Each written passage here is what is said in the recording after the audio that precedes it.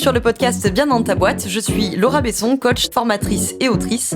Sur ce podcast, seul ou avec mes invités, on parle psychologie et entrepreneuriat, car je crois que le savoir, c'est la liberté. Celle de devenir libre, autonome, responsable et acteur-actrice de ta vie et de ton business. Ici, on explore les défis de la régulation émotionnelle, des relations et de l'identité professionnelle, tout en découvrant des solutions pratiques pour trouver ta place sur le marché et dans ta vie. Bonne écoute.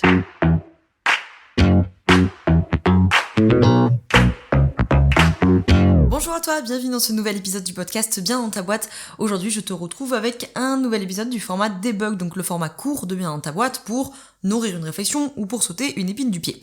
Aujourd'hui, on va être un petit peu quelque part entre les deux, peut-être un peu plus du côté de la réflexion, comme tu l'as vu dans le titre de l'épisode. On va parler d'arrêter de faire des choses constamment et plutôt d'être sur la thématique de penser différemment. En fait, ce qui m'a inspiré cet épisode, c'est un adage, si je pourrais dire ça comme ça, une maxime que peut-être vous connaissez, on l'entend un peu partout, en vrai, dev perso, entrepreneuriat, etc., mais qui a été à l'origine une citation de la systémique, qui est « Si tu veux ce que tu n'as jamais eu, tu dois faire ce que tu n'as jamais fait ». Bon, cette citation que peut-être, adage, maxime que peut-être vous connaissez, à la base, elle vient de la systémique, mais il y a la fin qui a été tronquée, c'est-à-dire « Si tu veux ce que tu n'as jamais eu, il est vrai, tu dois faire ce que tu n'as jamais fait. » Et ce qu'on dit souvent pas, c'est, si tu veux faire ce que tu n'as jamais fait, tu dois penser comme tu n'as jamais pensé.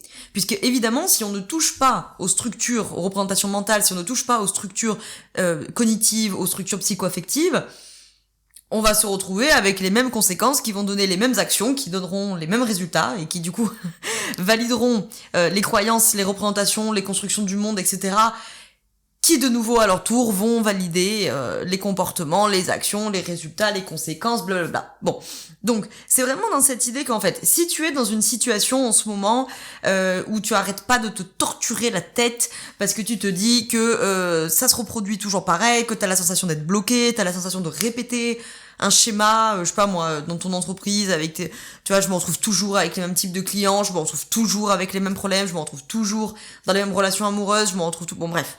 Schéma répétitif, ok, ou la sensation d'être bloqué, ok, le truc de je comprends pas, je fais tout ce que je peux, je fais tout, je sais pas moi par exemple pour retrouver de l'énergie, ok, je fais tout, je dors 8 heures par jour, je fais mon yoga le matin, je fais mon sport le soir, j'ai pris des compléments alimentaires, je mange mieux, bref. Je prends cet exemple-là, ça marche pour d'autres bien entendu, pour augmenter le chiffre d'affaires, je comprends pas, je fais tout. Je fais tout ce qu'il faut, j'ai tout fait, j'ai lancé le compte Instagram, j'ai refait la stratégie, j'ai refait l'identité visuelle, je fais ci, bref. Et que tu as la sensation d'être bloqué, que la situation ne se débloque pas.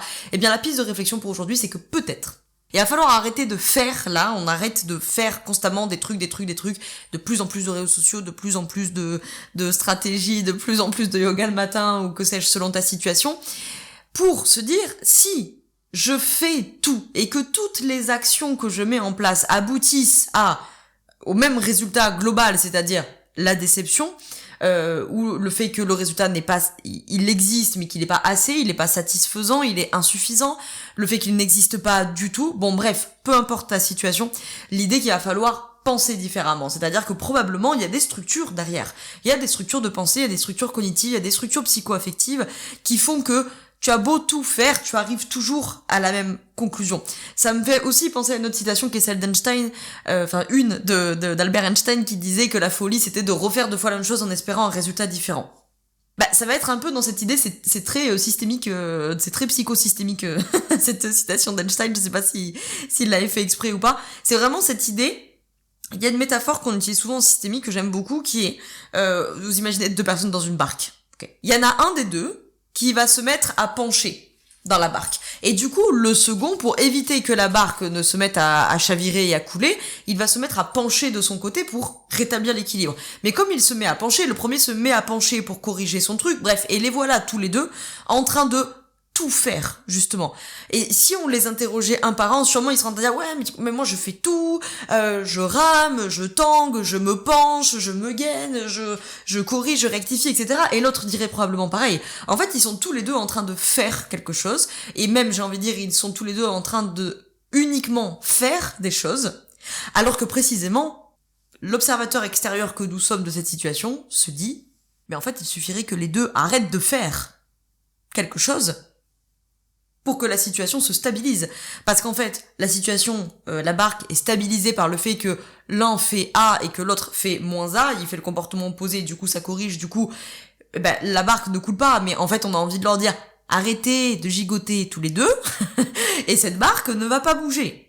Ok ? C'est la même idée, cette petite métaphore là qu'on utilise en systémique, c'est de dire que des fois, paradoxalement, c'est le fait d'être constamment en mouvement qui crée le déséquilibre, et donc après on crée d'autres mouvements pour corriger le premier déséquilibre qu'on a créé, alors que peut-être pas, je ne sais pas quelle est la situation que tu traverses en ce moment, peut-être pas, mais peut-être qu'il y a une piste à investiguer dans le fait d'arrêter de faire constamment des trucs et de commencer 2 secondes à s'intéresser à et si je pensais différemment? C'est quoi la croyance qui peut se tramer derrière et qui peut-être emmène des schémas répétitifs? C'est quoi les constructions du monde que j'active, entre guillemets, à ce moment-là? Je reprends l'exemple de, j'ai un résultat, par exemple, je suis bloqué dans mon business, ok? Genre, je fais tout, j'ai tout essayé, j'ai tout fait, blablabla, et mon chiffre d'affaires, il n'augmente pas. Bon.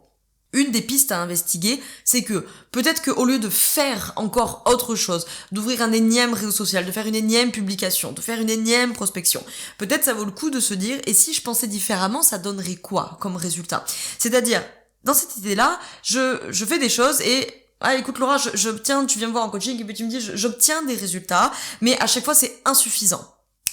Ça, et je vous en ai déjà parlé, la construction d'insuffisance, c'est une construction qui est très très très courante. Ça veut pas dire que parce que le bénéficiaire dit ça, il y a forcément de construction d'insuffisance, mais ça vaut le coup d'aller l'investiguer. Si il s'avère qu'il y a une construction du monde principal qui est une construction d'insuffisance, du type je suis insuffisant, insuffisante, ou je n'en fais jamais assez, ou ce que je fais c'est pas assez, bon bref, ce genre de formulation-là, oui, forcément, ça va amener le fait que du coup, tu vas en faire plus tout le temps, puisque comme tu n'en fais pas assez, tu vas essayer de corriger, tu te rappelles la barque, hein, tu vas essayer de corriger ton truc, donc du coup, tu vas te mettre à en faire plus, tout le temps, tous les jours, constamment, et du coup, à en faire trop, puisque les constructions d'insuffisance, elles drainent toujours la thématique du trop et du pas assez, et donc quand tu en auras fait trop, qu'est-ce qui va se passer? Le scénario le plus probable, c'est que tu finisses en épuisement.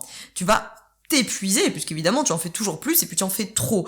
Donc, tu vas t'épuiser, et une fois que tu es épuisé, tu vas plus arriver à travailler, et tu vas te valider le truc de, je n'en fais pas assez, en ce moment je n'en fais pas assez, du coup ça marche pas. On voit très bien avec la construction d'insuffisance comment on se met tout seul à répéter des scénarios. Donc, tout ça pour dire que si tu es dans ce genre de situation, peut-être qu'une piste à investiguer. Si tu as la sensation que tu te répètes beaucoup et que tu dis beaucoup autour de toi, je comprends pas, j'ai tout fait, j'ai tout essayé, j'ai tout testé, j'ai essayé toutes les solutions.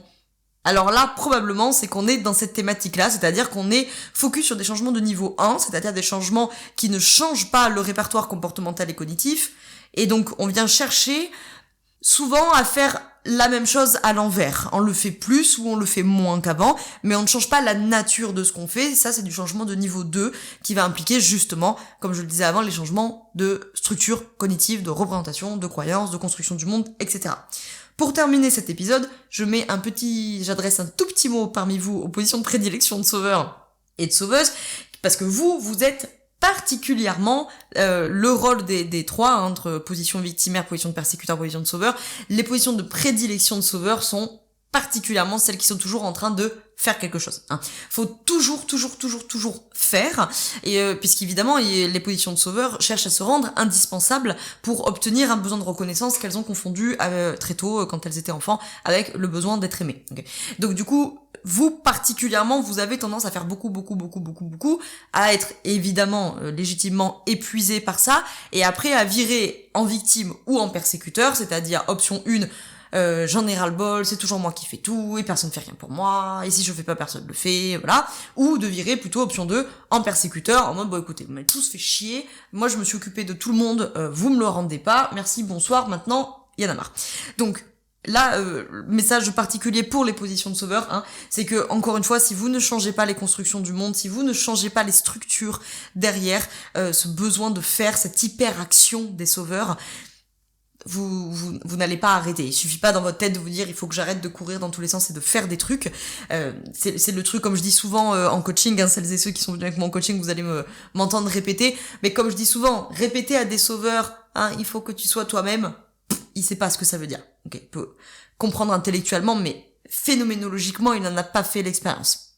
Bon voilà, j'espère que cet petit épisode court qui t'a plu et que ça aura pu nourrir ta réflexion, peut-être faire voir les choses différemment. D'ailleurs, petite surprise pour celles et ceux parmi vous qui ont des positions de prédilection de sauveur, j'ai créé un produit beaucoup plus court et du coup à un prix beaucoup plus abordable pour sortir de cette position du sauveur, pour pouvoir identifier, déjà comprendre ce qu'est cette position du sauveur, déjà petit 1, petit 2, identifier vos déclencheurs et 3, spécifiquement pour les pros de l'accompagnement, comment est-ce qu'on sort, quelle phrase, petite phrase outils clés peuvent nous sortir pendant les séances de ce genre de situation.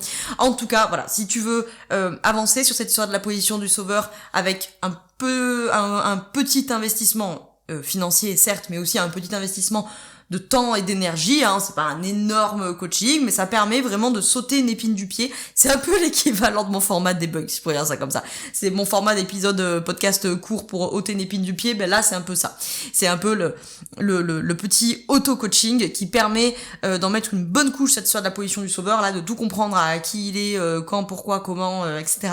Et surtout, pouvoir identifier tes déclencheurs, pouvoir mieux comprendre qu'est-ce qui te met en route dans cette position du sauveur, et puis une partie les petites phrases clés, etc.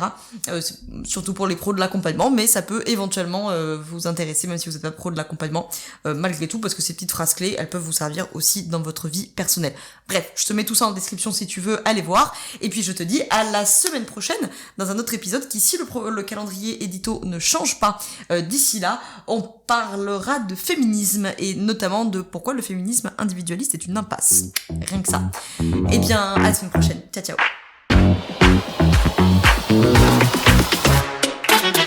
Je te remercie d'avoir écouté cet épisode jusqu'au bout. Tu peux retrouver l'ensemble des informations et des liens en description de cet épisode. Si tu as des idées, des suggestions, ou si tu as tout simplement aimé cet épisode et que tu veux me le dire, direction Apple Podcast pour laisser un commentaire et 5 étoiles. C'est ce qui permet au podcast d'aider plus de personnes et ça permet aussi de me soutenir. Tu peux aussi partager cet épisode à un entrepreneur ou une entrepreneuse qui pourrait en avoir besoin. Je te souhaite une très belle journée ou une très belle soirée selon quand tu m'écoutes, et surtout, je te souhaite d'être bien dans ta boîte. Ciao, ciao.